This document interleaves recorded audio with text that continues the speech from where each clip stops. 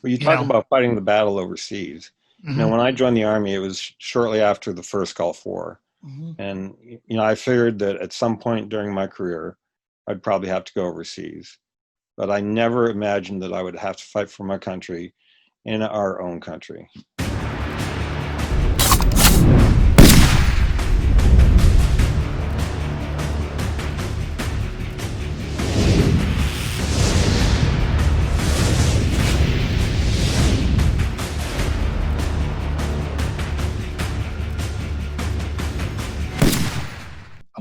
I want to welcome to our show. You got a pretty lengthy bio here on your website, so I'm going to read it off a little bit here.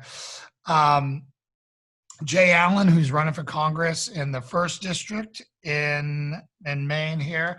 Jay is a family physician with over 23 years experience. He trained at the Family Medicine Residency Program at Womack Army Medical Center in Fort Bragg, North Carolina, a place I know well. I was in 18 Delta. I was in the SEAL teams for 16 years, but I was also the medic, so I spent a lot of time going through the GOAT lab, the advanced medic lab there.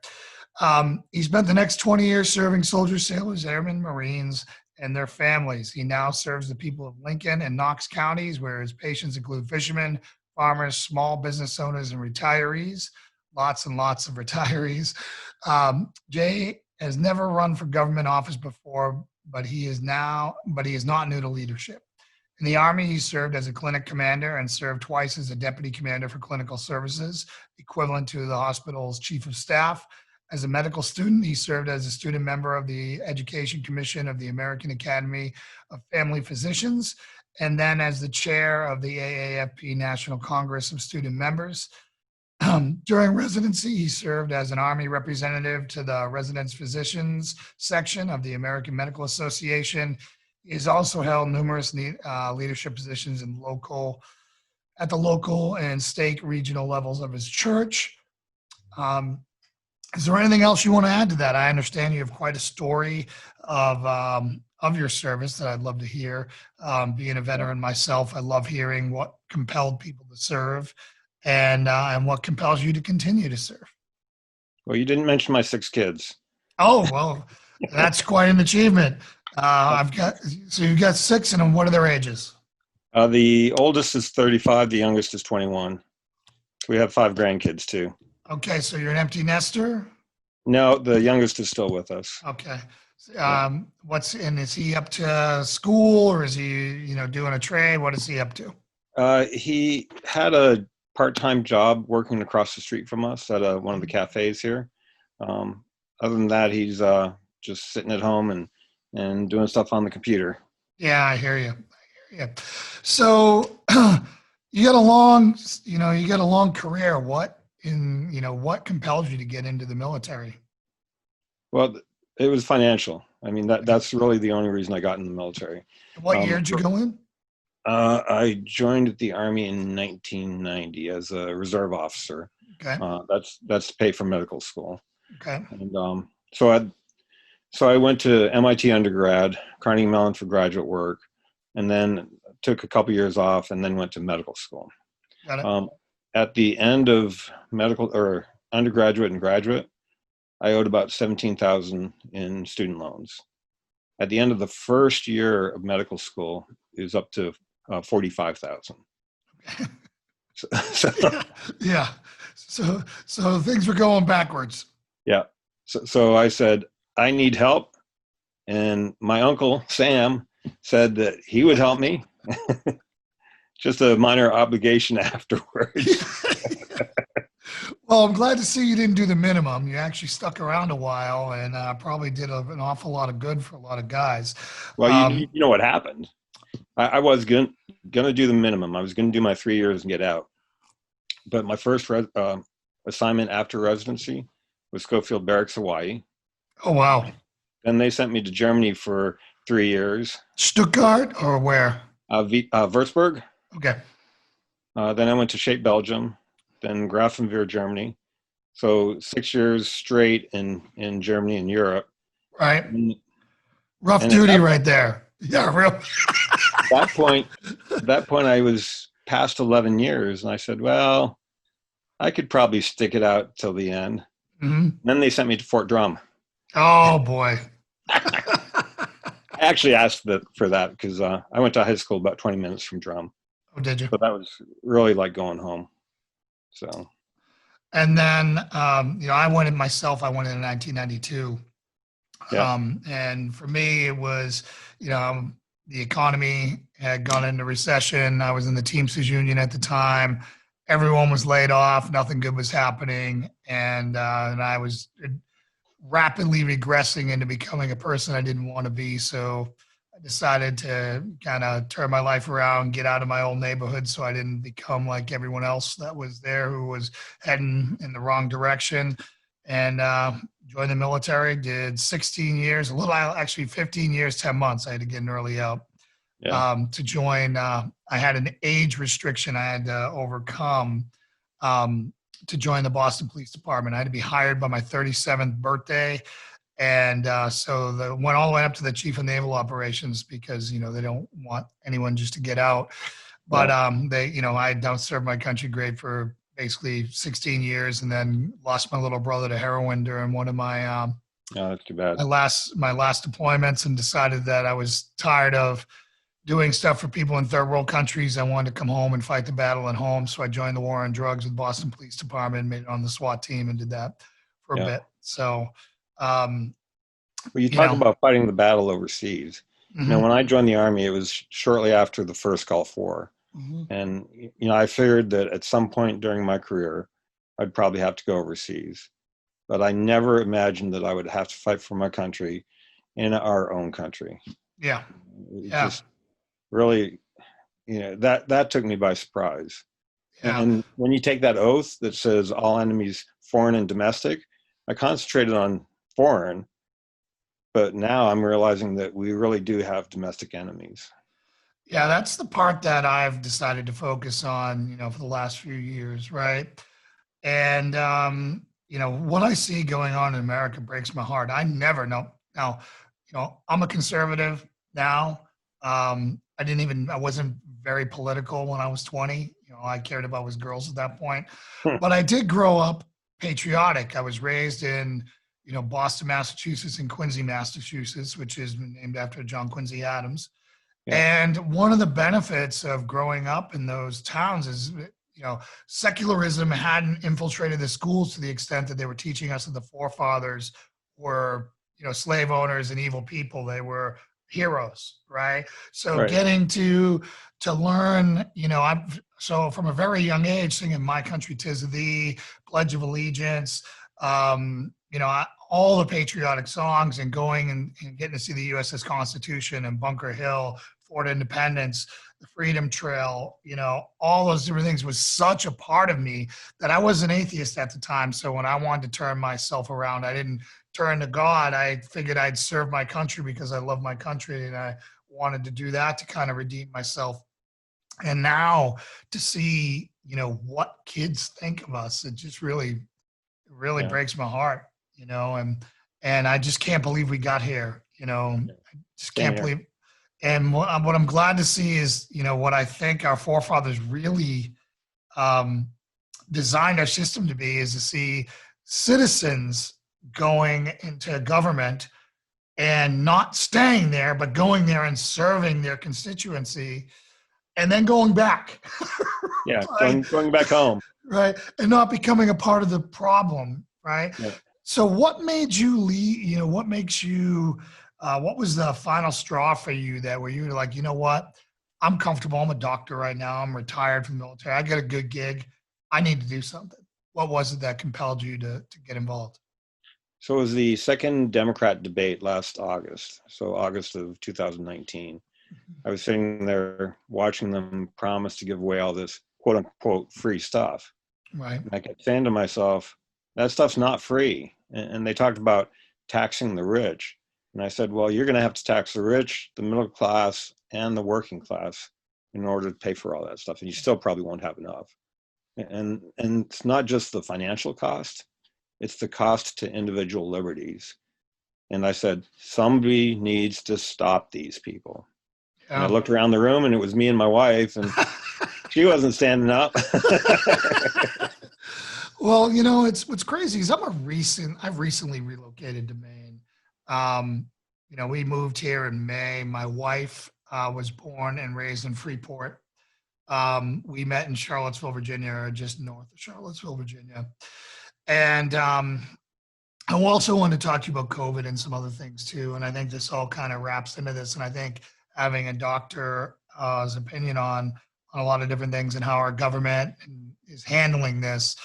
But I moved up here because, I'm in phase one of my bug out plan, if you wanted to say, because being in risk and knowing how things were going to go, like I knew that COVID was going to be a problem economically, like January 7th, right? Yeah. Really early in it, I'm like, hey, whatever, I didn't know what it was going to be, medically at that point, but I knew it was going to be catastrophic economically because of what they'd have to do, because of what China had to do to contain this. I knew we didn't have the stomach for that. And I knew that it was just going to be bad. So, sold my house, to get the equity out of my house. I wanted to move to someplace rural where we had more family and more support, which is my wife's family is here, and get someplace where, I could set up shop, where people were patriotic. I knew that Northern Maine was conservative. I knew Southern Maine, that's the only place in America where I've ever been harassed at a dinner table talking to my friends. It was during Kavanaugh, confirmation, and some crazy moonbat came up to me and was screaming at us and just would not let us have lunch or dinner and a few drinks together. And these were three guys, firefighters and police officers there, and her husband had to drag her away as she's frothing at the mouth, talking, screaming at us. We're just saying the guy's innocent, innocent until proven guilty, and just couldn't fathom that. So I just, moved up here. And it's a lot bluer than I thought it was going to be. I'll be honest with you, especially in the population centers. You get out in the counties and it's Trump country for miles and miles and miles. Oh yeah. But where you are, you're in the southern part of the state. So I mean, how are you faring? How are you doing there? And do you think you're going to be able to have an impact? Well, it's a D+8 state or district, so Okay. They have an 8-point advantage over Republicans, but. So Maine is unique because of the large number of unregistered voters or unaffiliated voters that we have here. Almost a third of the voters are not affiliated with either party. And, you can guess that probably half of those will swing Democrat and half of them will swing Republican. But still you have that large block of independent voters, and that can help. Mm-hmm. And the Democrats have been driving away their base. They have been driving away the people who grew up Democrat, Yeah. and still have a lot of those patriotic American values. Yeah. But they're seeing what the Democrat Party has become, and they're just shaking their heads and saying, "This is not the party I grew up in." Yeah. So a lot of people are leaving. Well, I can tell you, I remember my union, my police union, basically ordering us all to vote for Obama Biden. I said, absolutely not. I mean, they were all just like, no, you don't understand. We're going to get Homeland Security money and this and that, and it's going to be X amount. I'm like, you don't understand. They're going to make your job hell. And my prediction came true, because shortly after that became the beer summit, where, it's obvious the Cambridge police, I don't know all the facts, but it's obviously the Cambridge police behaved stupidly. And then Ferguson, which forever changed everything for a lie that didn't happen. Hands up, don't shoot did not happen. Yeah. And which led to BLM, which leads to our cities burning right now. And the lie that our law enforcement are bad guys and they're not the good guys, right? Yeah. I mean. How long were you in law enforcement? 5 years. 5 years? Yeah, so I did 4 in Boston, and then my son was born with autism. And autism, as you know, is one of those things. The more you put into it in the beginning, the more you get out on the backside. So, so I couldn't. My son has autism too. Okay, that's why he's still at home. Yeah, there you go. I mean, I can understand. And so, we decided to slow things down and throw as much time and resources as we possibly could. So we moved to Virginia, where the Virginia Institute of Autism was. and made a go at it there. Yeah. I needed a job during that time. So I got a job doing executive protection for a guy worth $52 billion. It was one of the best jobs I ever had. I could live anywhere I wanted in the continental United States. They would fly me in for 30 days and then fly me home for 30 days. Wow. Yeah, it was absolutely phenomenal. But, Sandy Hook happened. And a man at that point with autism walked in and killed a bunch of first graders, second graders, and teachers. And I just said, that's when I started my company. I have another company that's called Trident Shield. We do nothing but active shooter, workplace violence, risk analysis for companies. And Patriot Crusader Mission is my attempt to kind of give back and, help veterans and law enforcement and people who want to be Christian warriors for their family, for their church, for their community, who, right now we need protectors more than we ever have in our life. And, with 22 veterans a day killing themselves, they need another mission. Yeah.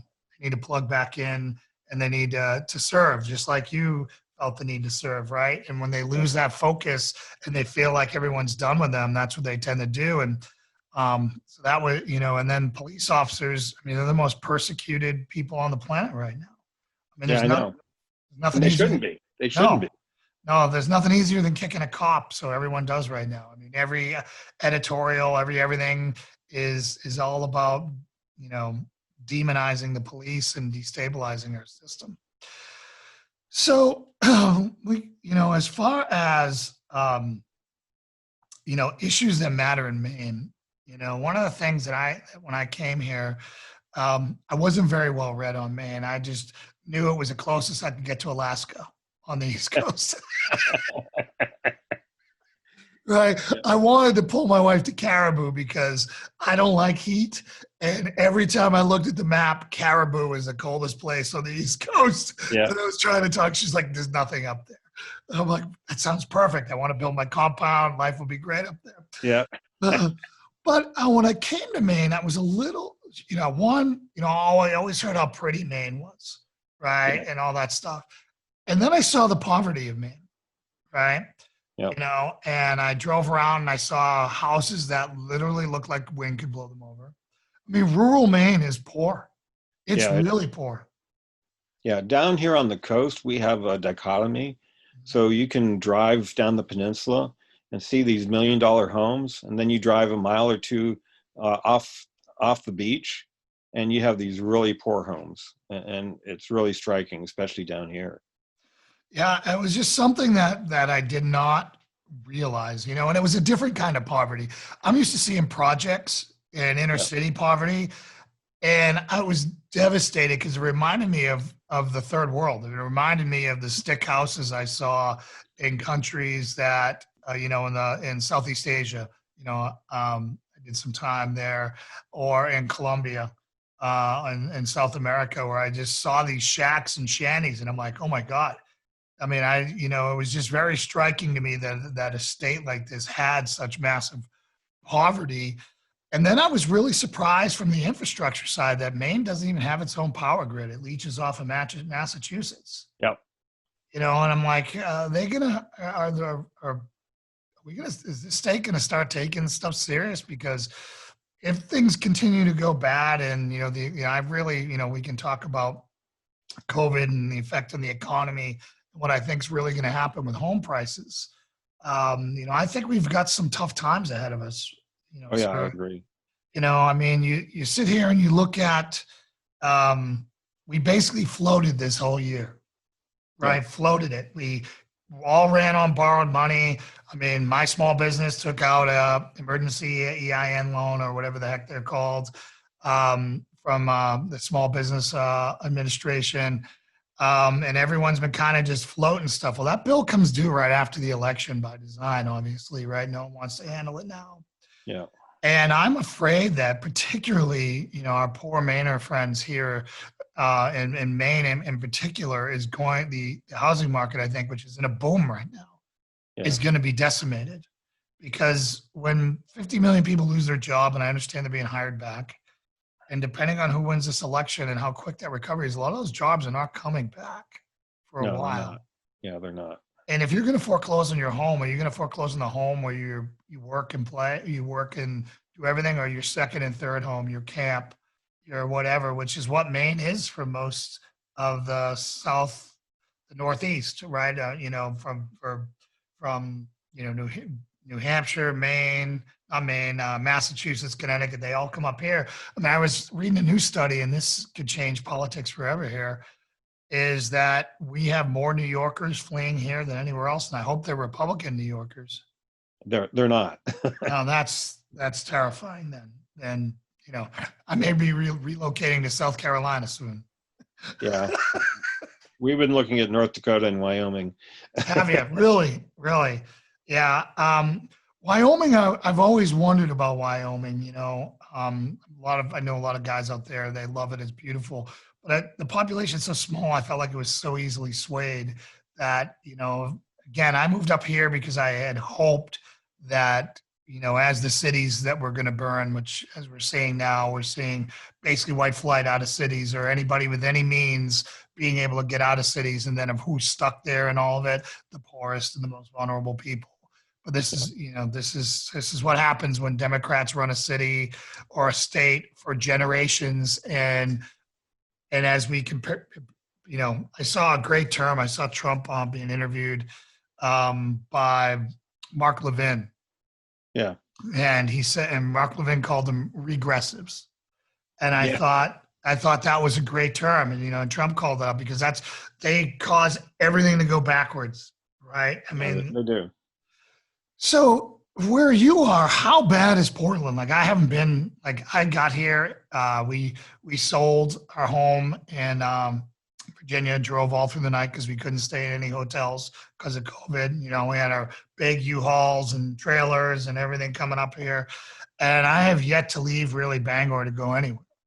So I call it Bangor 19. How is Portland holding up with the BLM and the riots and all that stuff? Portland is about an hour and a half from me. Okay. And I try to avoid Portland like the plague. I don't blame you. Because, because it's a very liberal city, and because of all the stuff that's going on, the mask mandates and all that. The only place I really wear a mask is when I go down there to Trader Joe's to do the shopping. Mm-hmm. That's really the only time I wear a mask. Here I don't. But, I live in Lincoln County. Last time I checked, we had 2 active cases in a county with 14,000 people. Mm-hmm. And everyone else is wearing masks, even though they don't need to. It just does not make sense. Well, I'm glad you did that segue because I really wanted to talk to you about COVID-19 and our response and everything that's going on. So, in the beginning, I treated this like any enemy that we come across. So back in, early January, I told people, we don't know anything about this. Do max protect until you get more data, and then soften, right? So I was all for doing max contain. I would have been all for locking everyone up in houses for 2 weeks and while we figure out what we don't know, right? Yeah. Because this was new, right? Yeah. And I was all for that. And then as data started to come out, we said it was airborne months before anyone said it. Just looking at the spread pattern, it was kind of, anybody who understands how infectious disease works and they're seeing how things are spreading, it just wasn't making a lot of sense what they were talking about. And I think that our medical community, not you per se, but particularly, and a guy who I typically like is our Surgeon General, burned all their credibility by saying they just didn't know, right? One of the things that I love about doctors is, you guys typically give it to as hard and true. Yeah. And I felt like the medical community just really raced to assumptions and said a lot of things that burned all their credibility. Like, I didn't buy masks until the Surgeon General told me not to.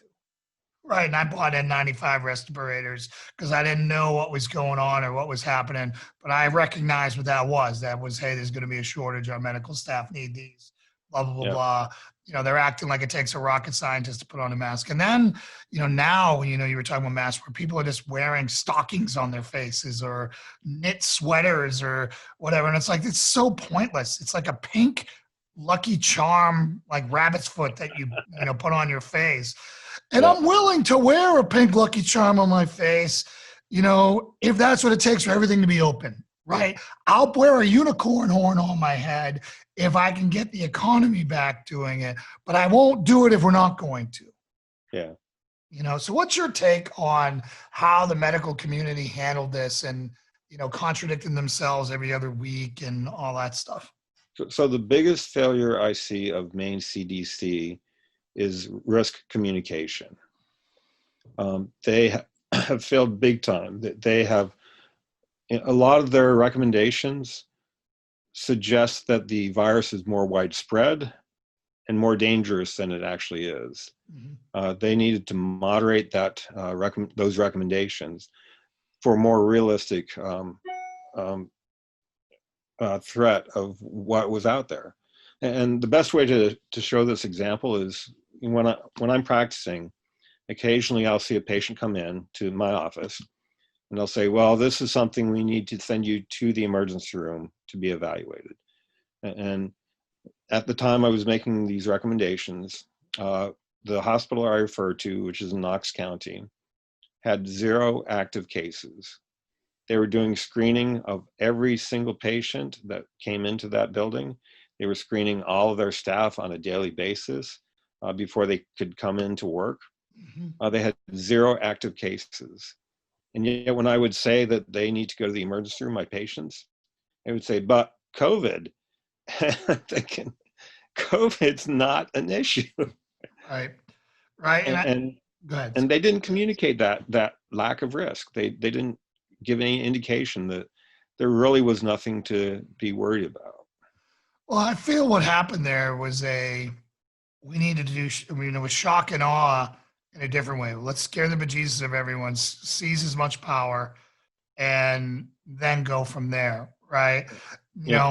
Like Maine was not New York City, right? Like coming around here, like when this first came out, I'm not gonna lie. I mean, I was in, when I would go grocery shopping, I'd have mask, goggles on, I'd have a hoodie on, I'd have booties on, I'd have layers, I'd go shop, I'd put everything outside, let it sit there for days, I'd clean. I mean, I did the whole thing because I didn't know, right? And then as I looked at data and I looked at how the situation continued to evolve, I started reducing the precautions I took.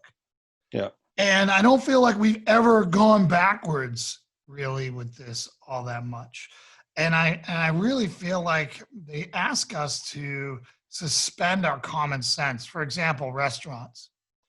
There is no magic, force field that happens when you're sitting at a table eating without a mask. Then walking. Yeah, exactly. I just don't understand it. And I just really wish that we had gotten some clear guidance from the medical community saying the simple, words of, we don't know. Well, the red flag for me first went up when I think it was, I forget which college it was, but this was before we ever had a case here in Maine.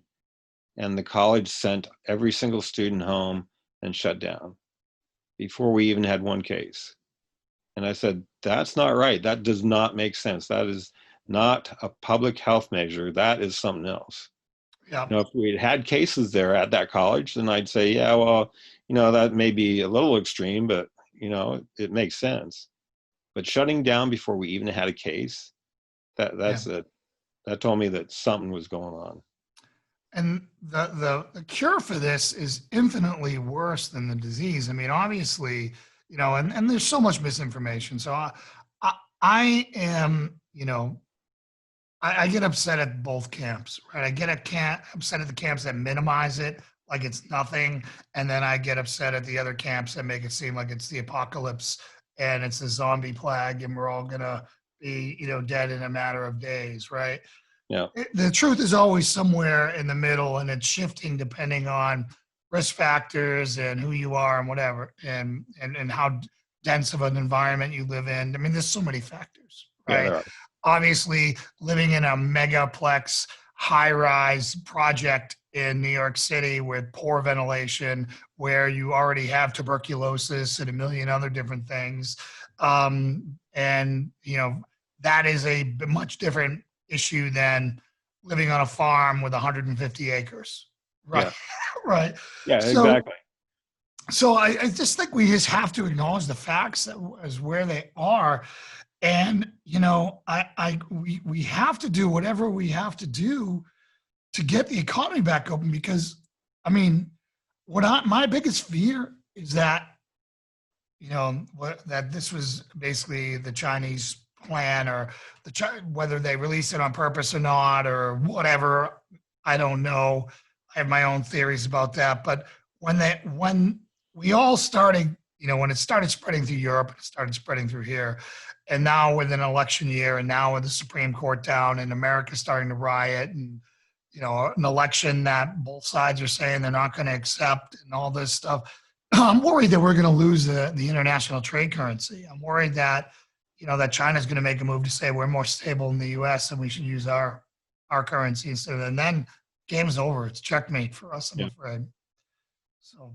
Yeah, well, the other issue with China is so much of our manufacturing occurs over in China. Mm-hmm. If they were ever to say, hey, we're not sending stuff to you anymore, we'd lose our pharmaceuticals, we'd lose our computers, iPhones, Samsung, we'd lose all that stuff. Yeah. It would devastate us. Well, and what's your philosophy, or what do you think, for decoupling our economies? I think that's something we have to do. I think it's become a national security threat. You can't do business with your number one geopolitical enemy. You can't, right? You can't be dependent on them for anything, because they can always leverage it again. So is that something that you see that we'll be able to do? Yeah, we're starting to see that some already. I think Apple announced that they were building a plant here in somewhere in the States. I don't remember where. And some of the manufacturing jobs are starting to come back. Right. So I think we have been able to do some of that. Yeah, I had a dream, not a dream, but, I would love to see, it would be a great thing. We'd be so blessed by the Lord if after all this, Made in America came back again. Right. Yeah. You go into Home Depot, you go into Lowe's, and you try to find a tool made in America. Good luck. Yeah. Right. I'm a businessman, and trying to find shirts, right? Like shirts that I want to sell made in America. I had to charge, I was end up having to charge like $65 for a t-shirt, for a shirt designed the way I want, or I could pay like 22 if it was made in not China. My goal was, when I started doing it, was I wanted to do USA. And then all of a sudden I'm like, there's no way no one's going to buy this hat for $50. Yeah. Right. No one's going to. Exactly. So I had to find some. So I'm like, I won't do anything with an enemy of ours. I'll only do it with an ally of ours. And one of the things that, I really hope that there's this explosion of manufacturing back in the U.S., but one of the things that I found out that, again, Maine is going to miss that train, because energy is so expensive here. It is. And part of the reason it's expensive is because of Democrat policies. They are pushing solar and wind, which we're paying, I think it's 25 cents per kilowatt hour for solar and wind. Whereas if we did the hydroelectric that comes through the CMP corridor, that's like 4 cents per kilowatt hour. So much cheaper. But because it's green, we're pushing the green. We're pushing the wind and solar. Yeah, it's really disheartening. It's like, at what point are we, you got to hand it to them, right? You got to hand it to the Democrats. They were smart. They planned, they did the 60-year plan when they infiltrated our schools and started the re-education of our young. And, I remember seeing a video, I can't remember his name, but it was a Russian KGB defector, and during the Reagan-Mondale election, he's like, yeah, it's going to take 3 generations for us to re-educate you guys into hating your own country. And he went exactly how he do it. And he nailed it. He nailed it. He was even more successful than he thought he would be. And I just can't believe that we're at this point where you've got people calling each other comrade. Yeah. Yep. How old are you, sir? I'm 59. Okay. So you're 11 years older than me, but we're both Cold War guys, Yeah. right? And I can't even imagine that being possible in the America that I grew up in. I understand, like, I remember looking back with such disgust and disdain at the flower power 60s and how they treated our vets. And here we are, and now it's our police officers, Yeah. you know? Well, I remember watching the Olympics growing up and seeing all these Russian athletes Mhm. and several of them defecting because Yeah. how bad it was there in Russia. And people trying to leave East Germany to come to West Germany and being shot at the wall, Mhm. you know. So, So let's talk a little bit about your faith. I saw that you put your faith on your bio page. How does your faith plug into how you would govern? you know, my feeling is that we are placed here to serve others. My life has been dedicated to service. The 23 years in the Army, 26 years as a family doctor. Um, if you're not serving your fellow man, then you're wasting space. You need to be out there serving, and that's what I'm trying to accomplish. I'm trying to help the people that I live with and live near. Mhm. I've got a saying, ABS, always be serving, right? Yeah, Somebody needs help somewhere. Figure out how you can do it. That's something that that what didn't come natural to me. It's something that we do in the SEAL teams.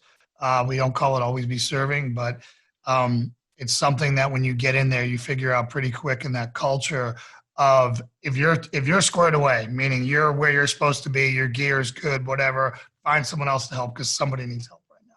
yeah, Right? You should always be asking, am I good? Check. How can I best support my buddy? yeah, Who's in the thickest of the fight? How can I be a solution to them wherever they're at? And you're constantly problem solving. And I think that that's what we've got to do. And I had a great conversation with a guy not too long ago, pastor, and we're talking about the dependence on government and how the churches used to be where people would wash up, right? When you needed help, mhm. you would go to the church. I'd like to see the churches become that again. Me too. I don't really feel like they've done that. I feel like they can really be more effective than government. Government, just ruins everything they touch. Unfortunately, I've never seen them do anything right. Yeah, Everyone points to exactly. the military, and it's like, how much waste is in the military? I mean, the military does great things because of the overwhelming heroics of our people, but there's still a lot of issues there on board, and I would just love you know, to see the churches become a part of the solution because I think we'd all be better people then. It Yeah, reminded me of growing up. I don't know how it was where you grew up, but when I grew up, I knew everybody on my street, everyone on the street next to that street that ran parallel to it, everyone on, and we knew all the names, we knew all the houses. I don't even know who lives across the street from me anymore. really? No, That's too bad. no. It's just I don't know their names. It's such a transient community everywhere you go. People really, um, it's just kind of tragic. Um, and back in the day, you had to be a good person and a good neighbor because when your house was on fire, you needed your neighbors to put out your house. Yeah, exactly. Now everyone's got insurance and everyone kind of are jerks. I mean, it just Yeah, happens, right? yeah. So, what are like your top three policies that you want to see for Maine and for your constituents that you think are the most key or the most important?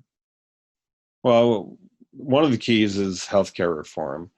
I mean, the Affordable Care Act was supposed to make health insurance much cheaper, but I could tell you even before they implemented that it would end up being more expensive. They were front or backloading the costs to make it look cheap when they first initiated it, but you knew well in advance that those costs were going to escalate, and they were going to escalate very quickly.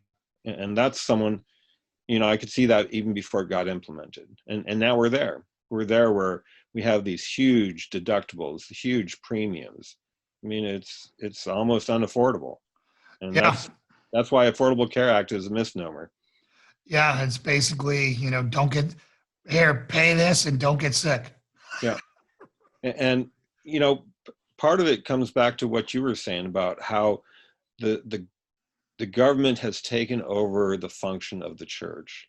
And, a lot of the hospitals back in the 1800s, early 1900s were charity hospitals. They were run by the churches, and people contributed to those charity hospitals. They used to have fundraising events for those hospitals. We still have a few of those around. We have the Shriners, we have St. Jude that are still operating as charity hospitals, but they're much fewer. And that's because the government started to take over that function. And people said, well, since the government's taking care of it, we don't need to support these hospitals anymore. Right, I'm paying for it in my taxes now. Right, Yeah. that's basically, you saw this, sorry, go ahead. And like you said, the government is inefficient. It's also prone to corruption, fraud, and abuse. So you saw that some in the charity hospitals, but not to the extent you see it in government-run medical plans. So, I think the easiest way for us to equate that is I look at, everything the government touches, they ruin. For example, everything they do is look at the DMV, look at the VA where things were so bad for so long. I understand they made a lot of progress, but it's still been, it's been awful. Yeah. And then you look at student loan debt wasn't bad enough when you did it. Then the government got involved, and now everyone's got 100 to 200K in student loans debt now. I mean, it's just, you absolutely want to screw something up, let the government get involved, and they'll make multiple departments for it, and they'll inflate a budget 400 times the cost that it was before. So healthcare is one of your issues. Do you have any others that you that you are just chomping at the bit, can't wait to sink your teeth into? Yeah, the deficit. I mean, we now owe, I haven't checked in a while, it's probably over 75,000 per man, woman, and child. So our children and our grandchildren already have $75,000 worth of government debt that they're going to help pay. And we're getting to the point where the interest on our debt is becoming one of the biggest budget items in the budget. Mm-hmm. And that's not sustainable. And yet they keep piling on more debt. Yeah. And, this, I don't even know how we're going to be able to quantify the loss of income of shutting down a country for a year. Yeah, it's crazy. I mean, how did anyone ever think that was a good idea, and that it wouldn't, if we weren't in the biggest boom of our economy at that point, I don't know how we wouldn't be a third world country already. My biggest fear is that we're heading for a second civil war right now. And I think that we're in the opening stages of the low intensity conflicts and the flare ups and the riots and all that stuff that can happen. And I, now with the Supreme Court, I don't understand why the Supreme Court is this big issue now, when everyone in the whole world knew that Trump was whoever wins is going to appoint Ginsburg's seat. She was old, she had cancer, she was in and out every, how that was a surprise to anyone that Trump was going to be able to do that if he won. It's not that it's a surprise. The issue is that this justice will be able to swing the court from solid liberal to fairly solid conservative. Mm-hmm. And that's the last thing they want, because that's how they've been pushing through the agendas that they cannot pass through the legislature. So do you think that there's going to be enough votes on the Republican side to get it done? I hate to put that crystal ball on you. That's a big question. And it's really put Susan Collins in a rough spot, because I think no matter what she decides, she's going to tick off a huge number of people. And that could open the door for Sarah Gideon to get elected, which is a shame, because Sarah Gideon will be horrible for the state. But, the only thing that I can see working out is if he goes ahead and nominates someone but then the vote on that nomination, the confirmation hearings, don't actually end until after the election. Because I think he will be reelected. I think he'll be reelected in a landslide. Yeah, By same here. nominating now, you can start the process and be well into the process so that when he does get reelected, we can finish out that process and have someone in position when the court reconvenes. Yeah, what I'm afraid happened, I'm not the smartest guy in the world, but I understand people, Yeah, being a cop and talking people and understanding evil and going up against it. And I don't understand. I mean, I understand what her consultants were telling her to do. She put out a very neutral statement saying that, to slow roll this, that Trump can appoint it, and that was the PC thing. But that's going to infuriate the people who are going to vote for her already, to the yeah, point where she might as well be Sarah Gideon in their eyes, right? If we can't count on you to pull the red lever when you need to pull the red lever, what good are you? yeah, exactly. And the people who already hated her for Supreme Court justices hate her for Kavanaugh already. So I don't think she's going to literally pick up a single vote.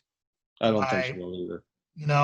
I think she's honestly, again, and I don't know Maine, right? I just got to Maine, but my gut is I don't think she's got a prayer of winning right now. And I think that it's just going to depend. Like, I think that the Republicans are over the wishy-washies.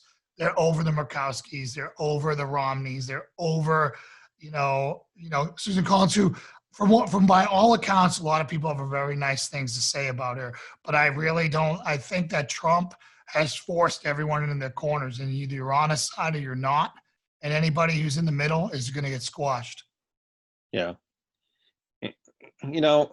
With her, the alternative is so bad that we still may be able to pull this out. She still may be able to get elected, but you think I don't know. it's tough. I don't understand her area, right? So I live a block and a half from her. She's like 13 houses that way, right? I'm renting while I'm looking for a place to buy here.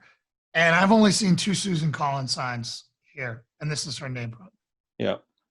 Now, the same thing, you don't see a single Trump sign, but you know what you do see? American flags. Yeah. Which basically might as well scream, you're a Trump supporter right now, because anything else, your car will get keyed or you'll get a brick through your window, because that's the intimidation of the left right now. Yeah, exactly. Right.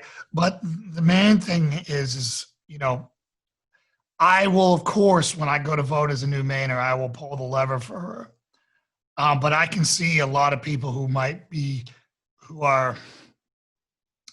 they're not political, but they are what I would say purists, meaning they're going to write somebody in because they're frustrated and they want to teach her a lesson, but this is not the election for lessons. Yeah, exactly. And if you go back and look at her record, the times that she has gone against Trump, so-called, are really times that have been inconsequential. Right. For example, when she voted to allow witnesses, that really had no effect, because, if he had gone to trial, we knew he was still going to be acquitted. Right. So there was no effect, but that helps her to appear moderate, so she can drag in those independents and those moderate Democrats. Yeah, so I kind of equate her to like Joe Manchin, right? Joe Manchin, probably should be a Republican, but he's, the state has totally flipped on him because of the last election, managed to hold on to it. And, he pulls the Democrat level, just talks like, a very specific way. And he's allowed to, when the vote doesn't matter, vote his conscience. Right. Yeah. And it's just sad that it's come that. And, I remember growing up, and I wasn't political at the time, but as I've gone back and looked, and I remember, Tip O'Neill, and, I remember, Ted Kennedy, and I remember Newt Gingrich, and I remember all of them doing battle, but I remember them all getting along. Yeah. Right? I remember them all being friends because you needed 60. So there was always some compromise in everything, right? You had to be cordial, and then Obamacare came, and it blew it up, and you needed one vote. And from that point on, that's when our system broke. It's been scorched earth ever since. We only need one more vote. So let's just destroy our enemy and beat them down instead of building bridges. Yeah. So the deficit now, I don't know how we even roll at that one, brother. You know, the warfighter in me says, hey, we just send, you know, China a piece of paper that says, hey, all debt forgiven for the COVID. Yeah. You know, I'm sure that will go over well. Right. But I mean, I don't understand the ramifications of what that does. You know, somebody a lot smarter with a lot of degrees from probably MIT and, you know, a lot of Ivy League places is going to have to tell me what happens for the average person out there if we just say, you know what? No, we're not paying. Yeah. I know our credit rating goes to tank, but if we're in a surplus and we're doing that in a strong economy at that point, right? If we've managed to decouple, what happens? Does anyone know? I certainly don't know. Yeah, I mean it's kind of an interesting thing to think about. You know, I mean we're in this age of mutually assured destruction where kinetic warfare is out the window. Yeah. It's only done through economies and medicine and viruses now, I guess. But so that's two. Do you have another third policy that you're really into? And I know we're running short on time. I actually think we just went over an hour. If you want to talk about maybe your third pet project that you'd like to do, and then we can wrap it up if you're short on time. So I guess another issue that I'm really concerned about is Second Amendment. Oh, thank God. Amen. Because every time you turn around, they're trying to restrict our gun rights in some way or another. And it's usually over silly stuff like size of the magazines or, you know, the bump stocks. That's just a piece of plastic, you know, assault weapons, quote unquote. Yep. I'll tell you what, I think we have the best chance, Jay, we've ever had to make all that stuff go away, because right now when you turn on the TV, you're seeing nightly reasons why you need an AR-15. Exactly. I know we have weapons in our house now. Yeah. We did not until just a couple of weeks ago or a couple of months ago. Democrats, who were the most anti-gun people in the world, who used to beat me up over it, said, Jay, I'm sorry, you're wrong. I was wrong. You were right. What should I go buy? Yeah. You know, that's what's basically going on. They now see how thin that barrier is from law and order to chaos incarnate. And that's where imagine being in Portland, Oregon, and having your city taken over for 100 plus days. Yeah. I can't even fathom that. So first they allow the Black Lives Matter riots to occur. Then they defund the police, so you have no protection. And then they disarm you. Yeah. I don't know what they're trying to accomplish, but I don't want any part of it. Sounds like something that happened in Germany a while ago. You know, and then, you know, now you see Minneapolis complaining that the police aren't doing their job. Yeah. I wonder why. I mean, are you kidding me? Are you kidding me? Why should we vote for you? Well, my life has been dedicated to service. I've served 23 years in the Army, 26 years as a family doctor, over 10,000 hours of volunteer experience in the community. My opponent has dedicated her life to politics. She's been doing politics for, I'm not sure how many years now, but at least 12 as our representative, but she served time before that in Augusta. So she's dedicated to politics, and she acts like politics is what's important. What's important is service. I couldn't agree with you more. You know, unfortunately, I think one of the main problems with the Democrat Party right now is they happen to hate our president more than they love America. And that's something. Well, they don't like America either. Yeah, it's true. They don't like who she is. They don't like her past. They don't like anything about her. They're trying to change everything about her. Yeah. And then I understand also that, you know, you've had a very interesting career in the military. Do you want to talk about that at all? Yeah, let me tell you a story, and I'll relate to afterwards why I tell this story. Sure. So I was in Afghanistan for 16 months. We were 2 weeks from going home when we got extended. So that was miserable. But a lot of stuff happened while I was there. But this particular story was a helicopter crash that killed 9 people. Basically, what had happened is the helicopter had gone in to pick up a patrol. So there were 4 helicopter crew and then 9 men in the patrol. And they're up in the mountains, so there was no landing zone. So the helicopter had to hover near a ledge, drop the back gate, and the patrol was loading on the back gate. And then something happened, and the helicopter fell into the valley floor below and burst into flames. Wow.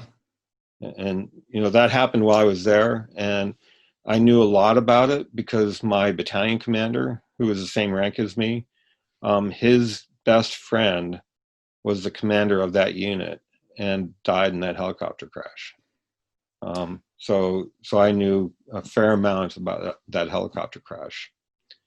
So fast forward a couple of years, I'm back at Fort Drum. I'm doing medical boards, narrative summaries. So basically what you do is you have the medical record for a soldier and you go through and pick out all the details of his medical history. Mm-hmm. His injuries, his illnesses, his exposures, all that stuff. Normally I have an hour to an hour and a half with each soldier. So as I'm going through talking to him, he mentions that he served in Afghanistan. And I asked him when he was there, and we were there at the same time. One of the things he was being evaluated for was post-traumatic stress disorder.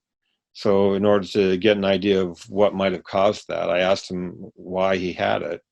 And one of the things he talked about was witnessing a helicopter crash.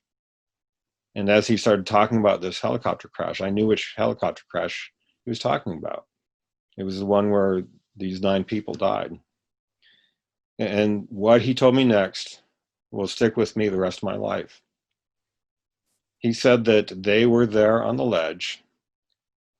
5 of his patrol had gotten onto the helicopter, and there was a 9-man patrol, and he was next. And he stepped forward, so he had 1 foot on the ledge and 1 foot on the gate of the helicopter. And he felt the helicopter pitch, and he knew that something bad was about to happen. Now he had a decision. Do you move forward and get onto the helicopter? Or do you step back to the safety of the ledge? And he stepped back. And I use that. I mean, that's a true story. That really happened. But I use that as a metaphor for where we are in America today. Because half of America has their foot on solid ground, founded on the Constitution, founded on principles that are true and eternal. The other half of America has their foot planted solidly on socialism and socialist concepts. And you and I know that that is very shaky ground. Very. And if we put our weight onto that foot, onto that side of the equation, we will have tragic consequences. So we need to stand on solid ground, stand on the Constitution, stand on those principles. So couldn't agree with you more, my friend. Couldn't agree with you more. Is there anything else that you want to cover? We've had covered a lot of stuff today, and I just want to give you every chance you can so for you to, reach somebody out there who might need to hear what you have to say. The big reason that I got involved in this fight, and it's not something that I looked for, I like politics, but I always saw myself working in the background to help someone else get elected. Right. I didn't see myself stepping forward because, I saw what they did to Brett Kavanaugh. I saw how they tried to crucify that guy. I saw them do the same thing to Clarence Thomas, to Thomas Bork. I knew that they were ruthless and they hated conservatives. But, I look at where we are, and I looked at the oath that I took when I joined the Army to defend the Constitution. But more importantly, I look at the preamble to the Constitution and what it says, that we established this country for ourselves and our posterity. And, we have been privileged to grow up in America the way it should be. But we are moving further and further away from that ideal. And I want to restore America to what she should be, because I want my children and my grandchildren to enjoy those same blessings. Amen. Amen. One of the things that I was trying to explain to somebody the other day is that conservatives and what I would call leftists now are totally incompatible. The conservative just wants to be left alone to live his life as they see fit. And the leftist wants to make everyone live the way that they want to live. And it's scary times, my friend. Well, the other thing is that socialism is totally incompatible with the Constitution. Yep. Because the Constitution is based on preserving individual rights. Socialism is based on the concept that the greater good is more important than individual rights. So individual rights are forfeit to the greater good. So if you they can take away anything that you have if they can justify doing it for the greater good. Yeah. Yeah. I mean, if our founding fathers could see where we're at today, I just think they would, they'd be totally horrified on what's going on. I agree.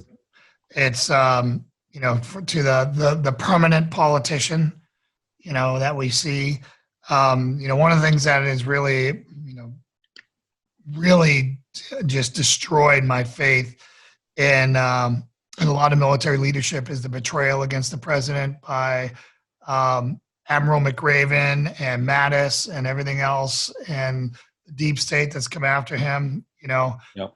I saw, and of course, no one covered it. I saw that 260 or 270 something generals and admirals had to endorse Trump to try to undo that, and it got no media, of course, right?